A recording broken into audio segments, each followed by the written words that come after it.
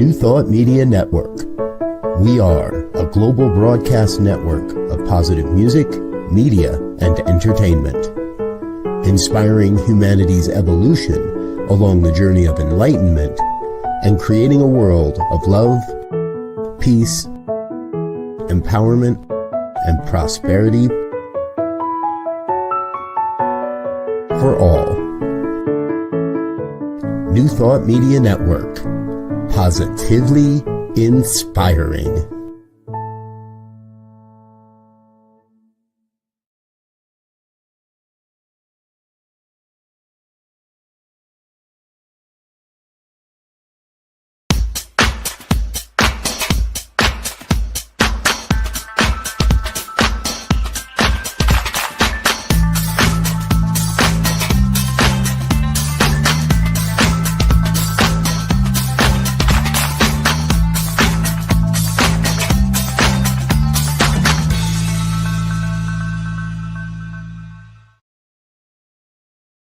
Why, hello there. Good afternoon, good morning, good night, whatever time you're watching me. Hello. And I know that I want you to know that you have come to the right place today.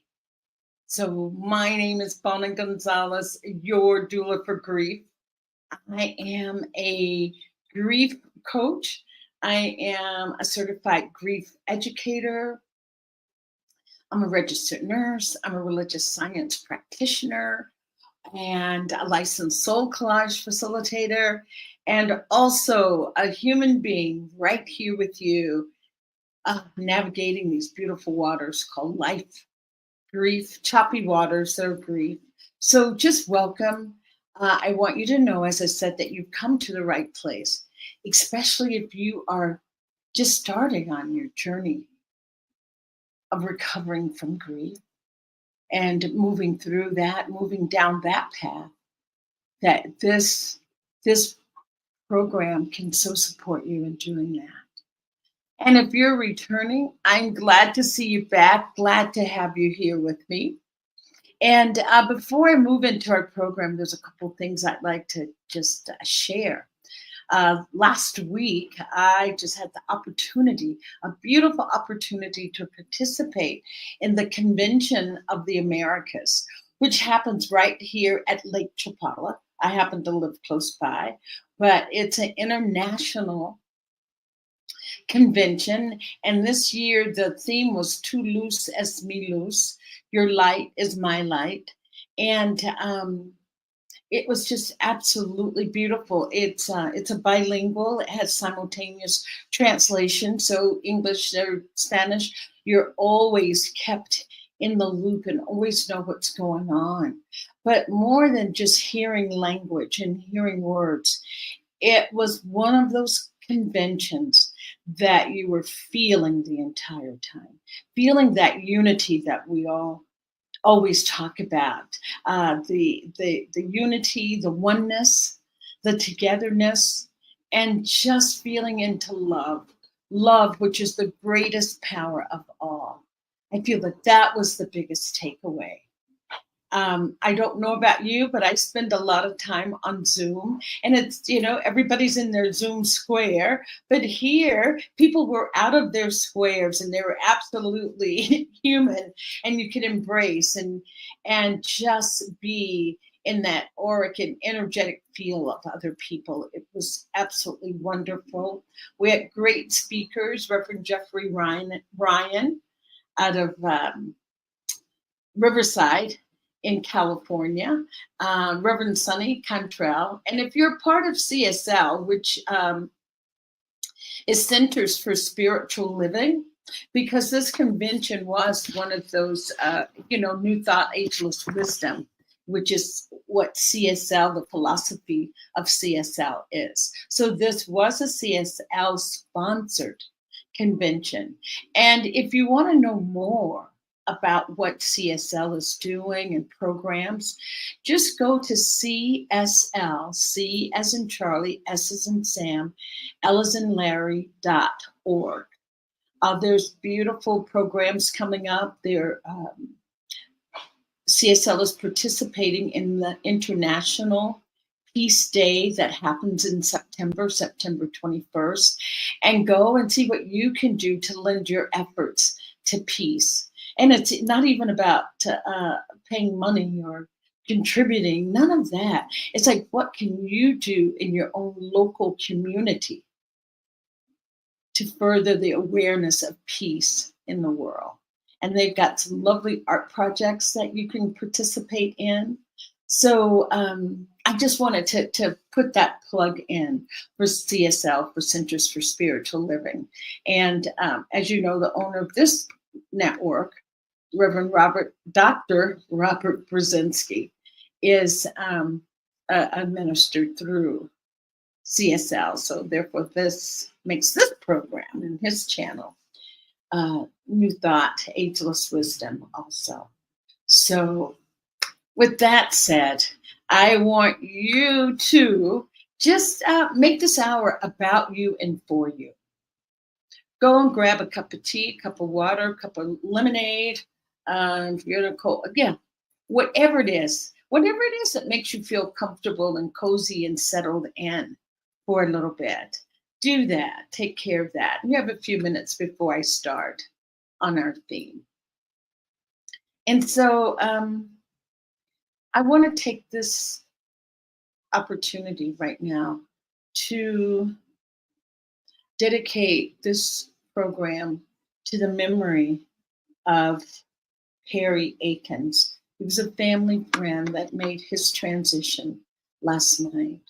And I offer this candle that will remain lit during the program to honor the memory of Perry Akins, and sending light and love to his family, knowing that death is the birth into our next existence. So I say to Mr. Perry, live well in the next existence, knowing that we are honoring you here right now. And thank you for gracing our lives with your presence. So that's for Perry Akins. Just a moment of silence for him.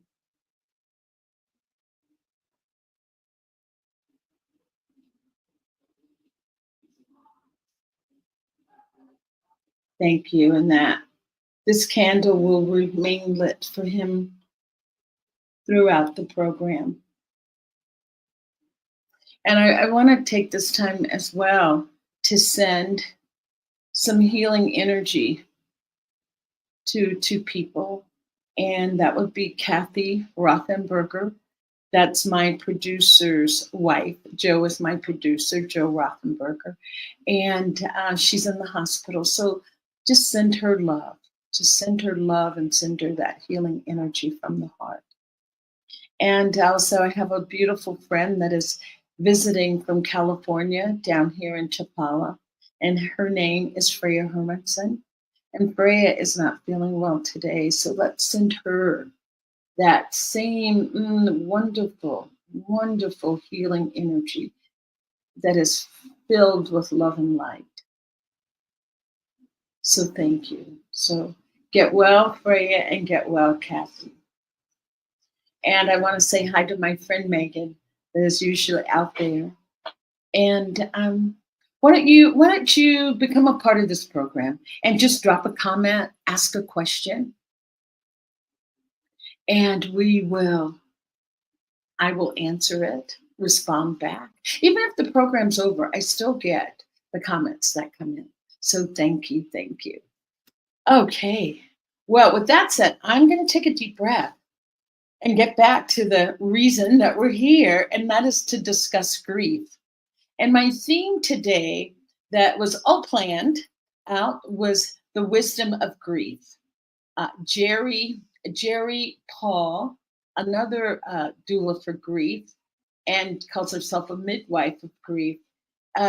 Jerry Paul was going to be my guest today, but due to technical difficulties, Jerry could not. She was unable to join the program. But I'm going to make that happen in the future. Jerry's going to work on her end, and I'm going to work on my end, because I think it would be great to get another perspective on grief from someone else that's a professional that's doing this as well. And I say professional on grief, but we all have knowledge of how to comfort others during grief. We have knowledge, and sometimes we just want a little bit more information. How can I be a better grief support? How can I help someone? Or how can I help myself? What do I need to remember about myself? So Jerry's not here to have that particular dialogue, but I just thought I would just do some reminders of things to remember if you're in grief. So that's the direction I would like to take us today. Just things to remember when you're in grief. And if you have any tips or tricks of the trade that you use that helps you navigate a difficult time, please just pop it in the comment box. And yes, just drop it in the comment box. And what we're going to do before I launch into things to remember if you're in grief, I am going to just take a break because I think we're going to do two parts of this. Things to remember when you're in grief, but also how to support someone else that is grieving, how to help a friend in grief.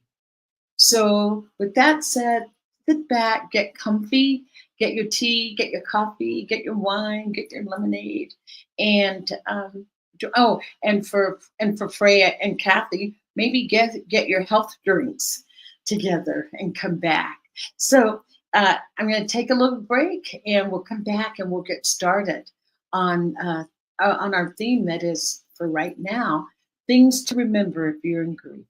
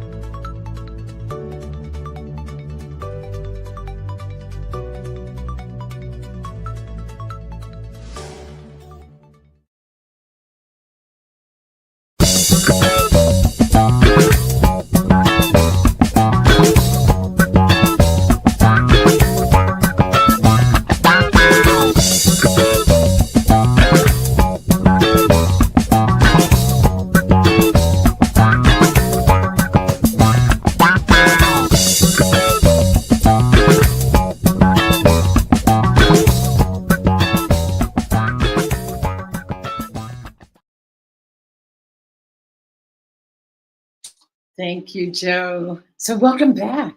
Are you ready to get started on things to remember if you're in grief?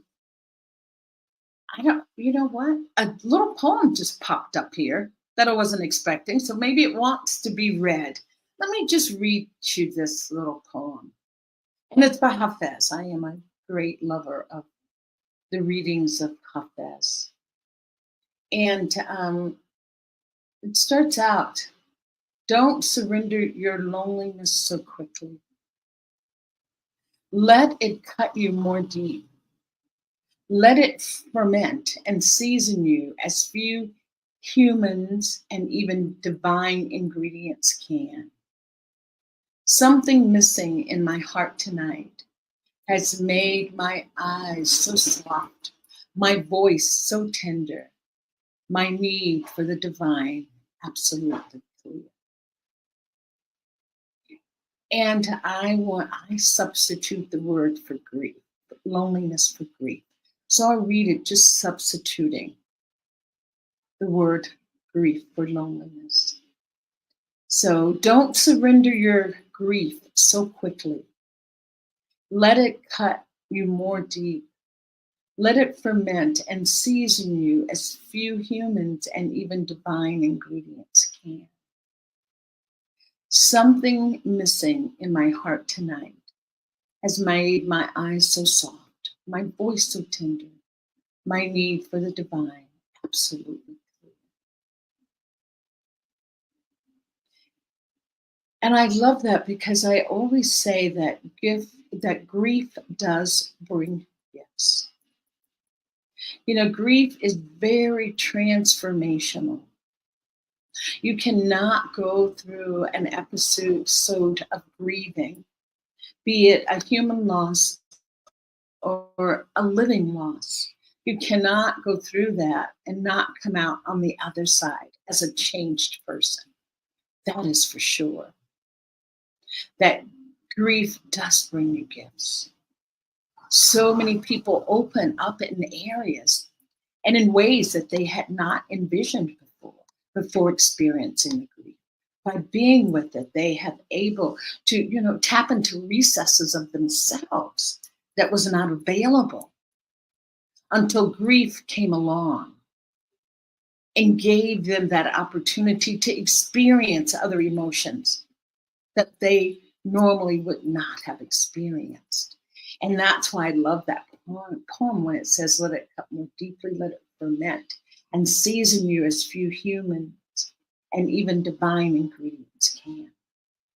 It opens one up to say, what do I want in life? How do I want this life to be?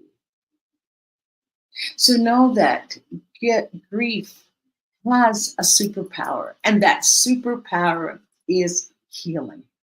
Yes, the very thing that we run away from with grief is the very thing that it is presenting us with, the opportunity to really heal. And I will say this, that grief is caused by loss. And loss is what we're experiencing. Grief is what we feel. And I'll repeat that there's a myriad of losses that we can experience that is unrelated to death, even though death is the biggest loss we'll have.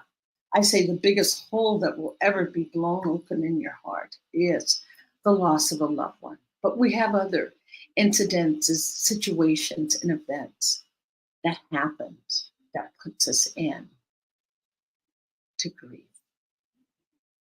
So with that said, I will now just go to our things to remember if you are in grief. So just take a deep breath. Things to remember if you are in grief. Just allow the breath to call back your power. Allow your breath to call back your attention from whatever you were thinking or kind of drifted off. Just come back to the breath and let that recenter you and refocus you right here. So, things to remember if you're in grief. And today we are talking about death, honoring my dear friend, Mr. Perry Akins. So, okay, so we're going to start with the very first, just talking about loss, okay? Experiencing loss affects your head, your heart, and your spirit. Confusion can happen, fear, explosive emotions, absent-mindedness, disorientation, guilt, or relief are just a few of the symptoms you may experience. These are really normal and healthy. And I know people that have had those feelings of relief, and some refer to it as not just relief, but just relief that it's over, but some type of an internal happiness. And those people really feel, in my experience, they deal with a lot of guilt around that. And what I want to say to that is we all grieve differently. Whatever comes up for you comes up for you. The idea that I want to, or the seed that I want to plant, is that there's nothing abnormal or strange about the way you are breathing. It is you. You're a unique individual. There's no other like you. So, of course, your grief would even be unique. So, accept yourself, accept your way of grieving, accept your way of grieving. And in that accepting the grief in your own way, that's how you grieve. Express your grief openly. By sharing your feelings of grief with others, healing occurs. Allow yourself to speak from your heart and not from your head. So many times, what happens with people is that they'll start to talk about how they're feeling with their grief. And they say, and I know I shouldn't feel this way. Oh, I know that not, oh, I know, and I can rationalize it, and I know they're in a better place. And it's like, no, just stay with your heart. Stay with what's in your heart. If your heart is sad, if your heart is angry, if your heart is to express that, we can let our heads do work at other times. But for right now with grief, you need to just lead from the heart. Lead from the heart. I always say, and I've said it so many times, that the 3 pillars of healing grief is that number 1, grief needs to be heard. Yes, grief needs to be heard. To hear it that you're grieving. Grief needs to be shared with your sharing your grief. And grief needs to be validated. With that said, having someone that says, yes, I can understand how you got that. Oh, yes, just yes to what you're saying. Versus, oh, don't feel that way. Oh, that's not right. No, you need to have it validated. So that's why it is so important to express your grief. And I want to say this, and I know I'll move on to how to support someone in grief. I want to ask you to be selective in the people that you share your grief story with. As Brene Brown, there was one book I was reading, her book, Rising Greatly, I think. And she just says that people have to earn the right to hear your story. People have to earn the right to hear your story. And that means sharing your story with someone who is open, someone who is loving and accepting of you. So many times people in grief will just start to share with whatever circle they're in, and people are moving away and not feeling into it, or people are so, what is the word? We are so unaccustomed to talking about grief that we get uncomfortable when someone does start to talk about it. So select your audience carefully, because you're worthy of being supported during this time. Yes, worthy of being supported. Okay, so that's expressing your grief. And I think I've covered this already as well. Realize that your grief is unique. No two people will grieve exactly the same.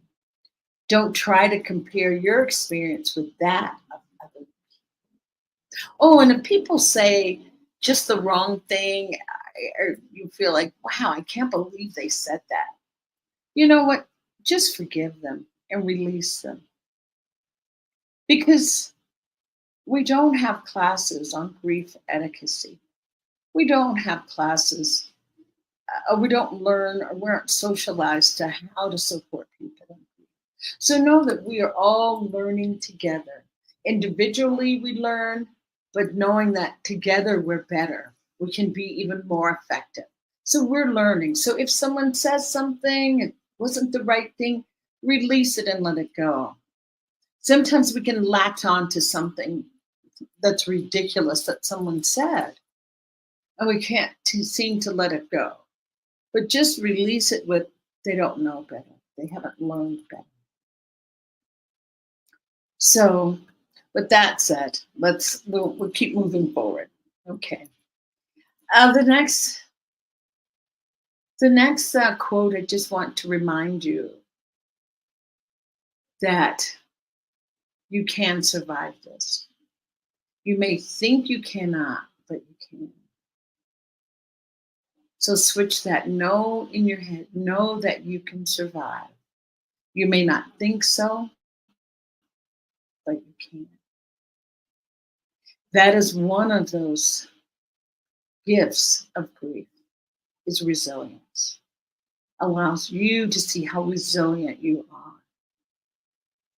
If you can say, oh, I lived through that horrible, horrific experience, I can live through whatever is next that life presents to me.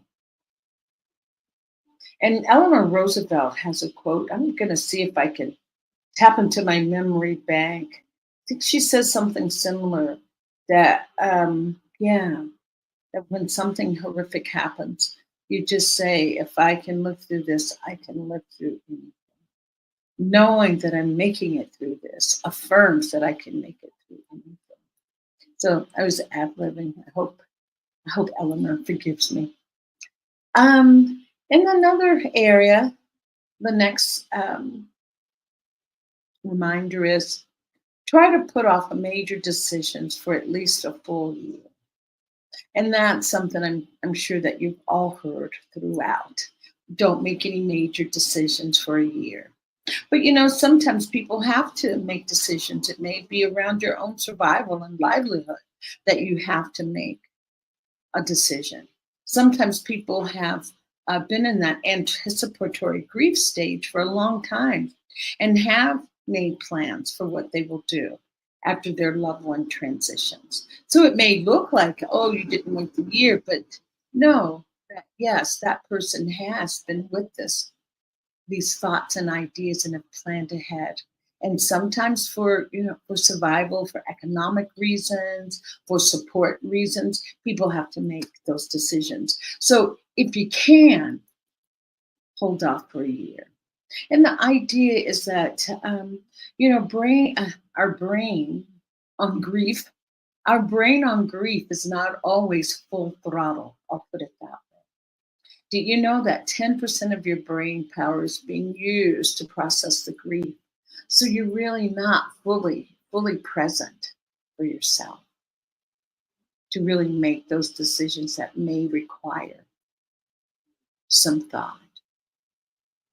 But I don't want you to beat yourself up about it if you have to make a decision. Just know that if you can, try that. Okay, the next quote is, through reaching out to others and reaching out to others and accepting support is often difficult. The most important self-care you can provide is to find a support system. Find those who encourage you to be yourself and acknowledge the range of your feelings.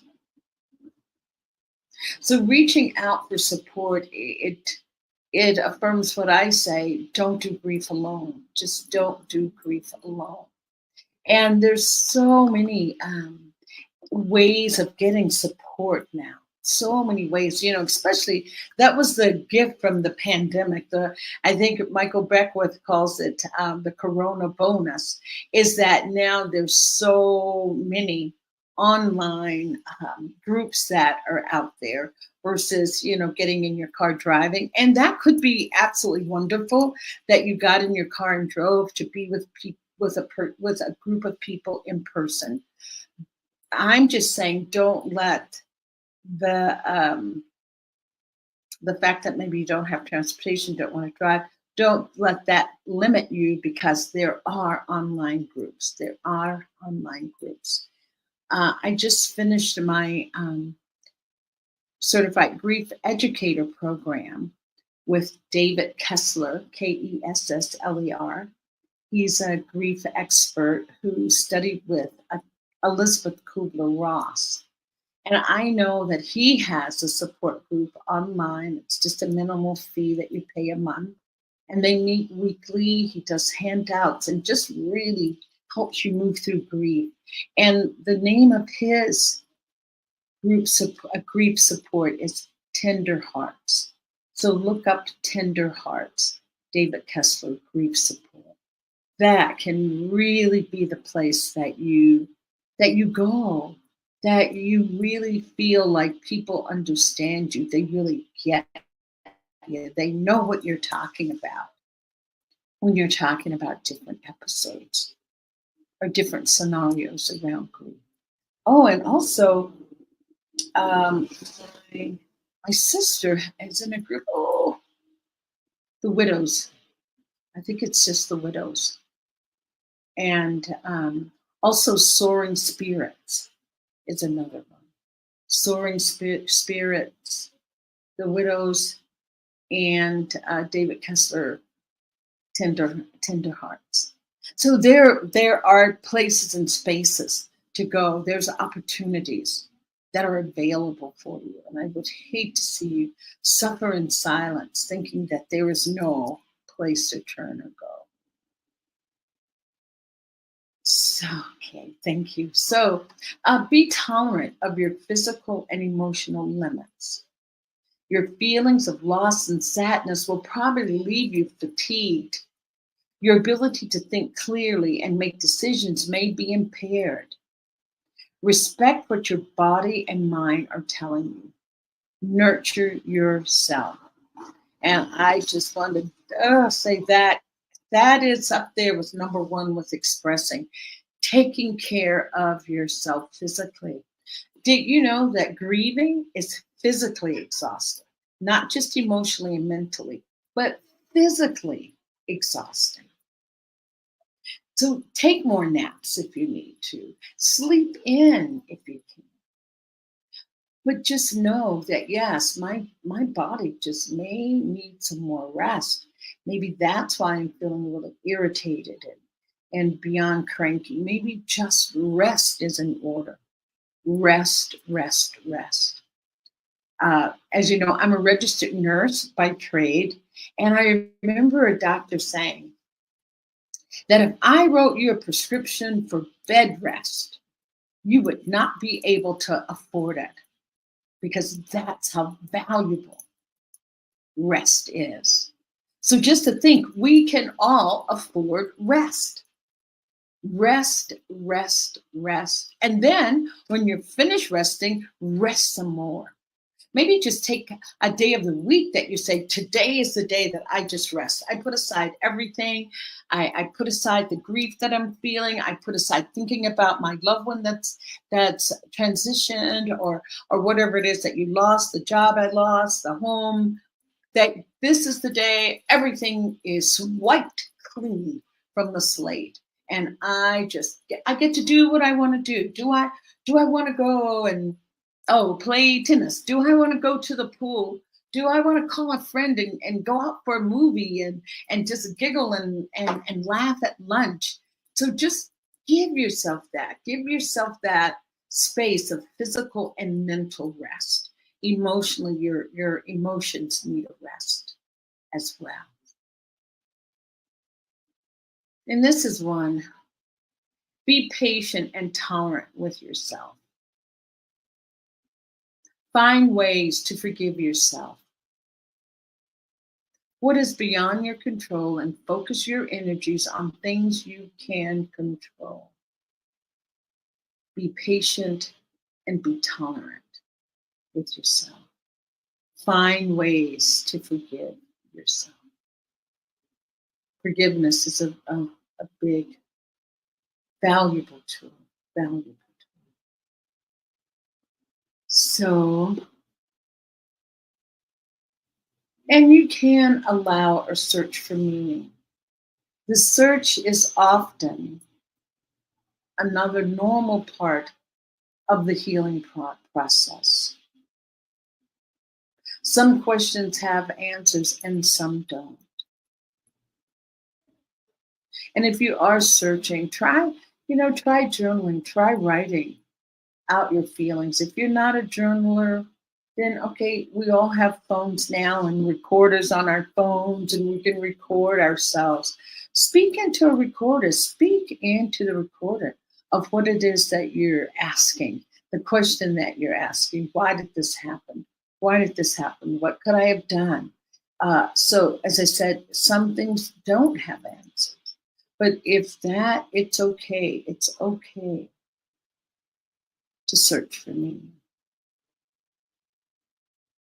And the last tip is remember that grief is a process, not an event. Grief takes time. Grief does take time.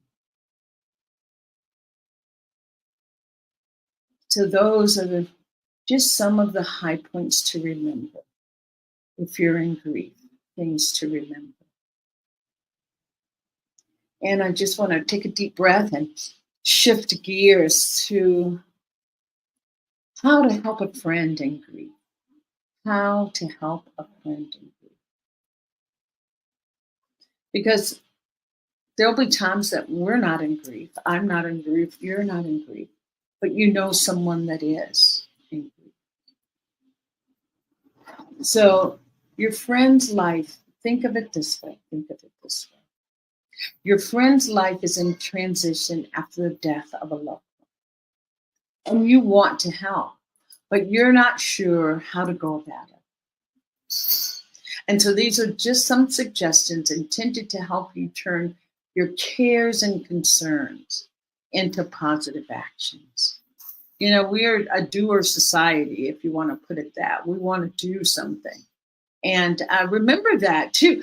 Remember that too. If you are the person in grief, remember people want to do something to help. People want to help you. So reaching out to them, you will just be answering their prayers. It'll be like, oh yeah, Bonnie called. I'm so glad that I can help her do this. So remember that we all want to do something to help someone that is in grief. I think it's an innate emotion or desire to really help someone who's hurting. So practice active listening and try not to concentrate on what you might or might not say. Your physical appearance and desire to listen without judgment, a precious healing force. I'm going to read that again. Practice active listening and try not to concentrate on what you might or might not say. Your physical presence and desire to listen without judging are precious healing tools. And that's what I want to just drive home with this. You don't know the power, the intense power of just your presence is in healing with the other person. Just your presence alone. It's not what you said, how you said it. Your physical presence, you're coming there, bringing yourself 100%, is so incredibly effective. So don't forget that. So many people think, oh, I don't want to go. I don't know what to say. It's like you need not say anything. Just your presence. And I'll share this little story. I don't know if I've shared it before, working in an emergency room. One of the nurses was sharing, this was her experience, that there was a physician in the emergency room, very quiet, never said, she said, hardly ever said 2 words. It was amazing that he could be a physician because he was just so, I'll say introvert, but I don't want to say that in a negative way to make anybody that is introverted feel less than. Because I'm telling you, I find introverts to be very intelligent people because they listen and pay attention. When someone like myself, I'll keep it in the eye, is an extrovert and I'm busy being out there and talking and chatting, where they're observing. But so anyway, so this physician was truly an introvert and would give just the information he needed to. But anyway, there was a family that had come into the emergency room and they had lost a family member. And it was just truly, truly devastating for everybody involved. Even the staff were affected by it. And then the mother came back like a week later to thank the doctor for his healing words during their horrific ordeal of losing their loved one. And so when the family left, the doctor acknowledged that. And when the family left, one of the other nurses said, "Oh my God, Joe, what did you say to her?" And he said, "I didn't say anything." And the other nurse that was there, that witness, said, "Nope, he didn't say anything. He was just a presence holding them during that disastrous time." So that's what I mean about the power of your presence. People will feel that you've done everything, but just showing up is the thing.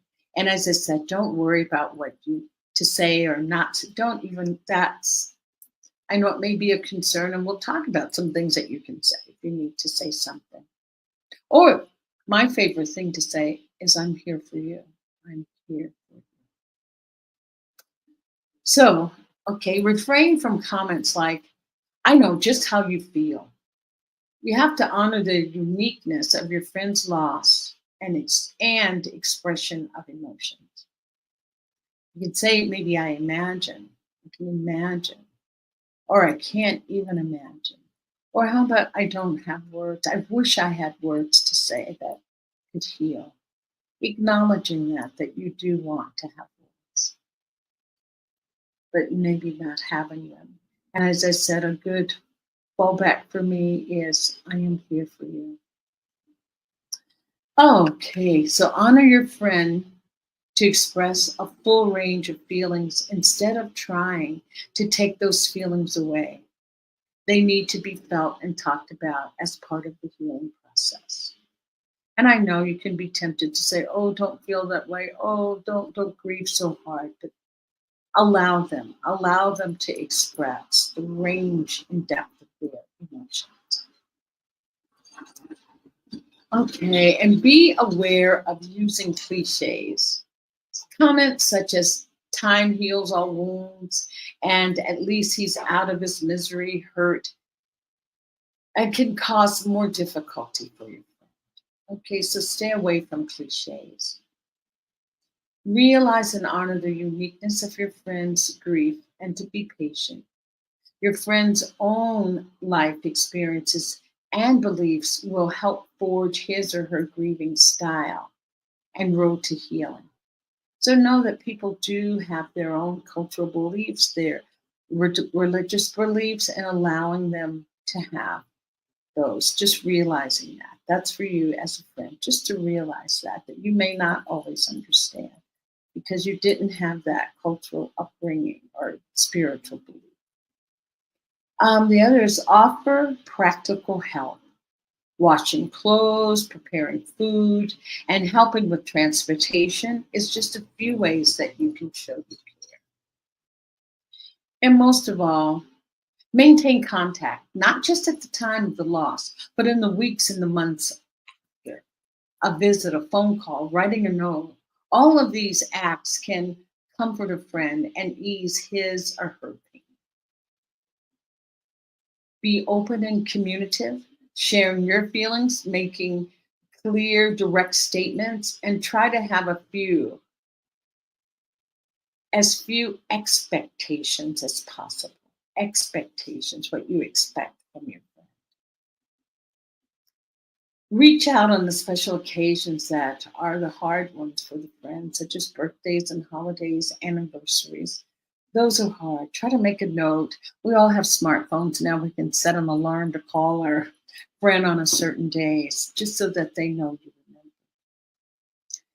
remember. And be sensitive to the profound changes being experienced by your friend in the aftermath of a loved one's death.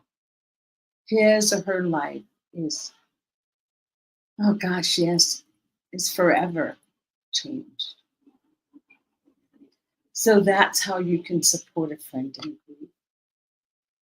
And remember, always, I think I said this, getting help during a grief time. Getting help. Not navigating grief alone. Just don't do grief alone. So whatever you do with your friend, the myriad of things that you can do, just know that your presence alone is the most important healing tool that can be offered. So thank you for listening to that. And I have this book, Grief, Day by Day, lovely book by Jan Warner, Grief, Day by Day. And I just want to read something on gratitude from her loss. She lost her husband. So this is her book of simple things that you can do and to get through grief day by day. And this one, and they're by weeks. She could say 30 days. But anyway, this is week 15. Week 15 is beyond 30 days, isn't it? But anyway, she says grief. Okay, we're talking about. But gratitude. Gratitude is one of the go-tos for her. And she says, grief can cloud gratitude. It can make us feel that there are no blessings left.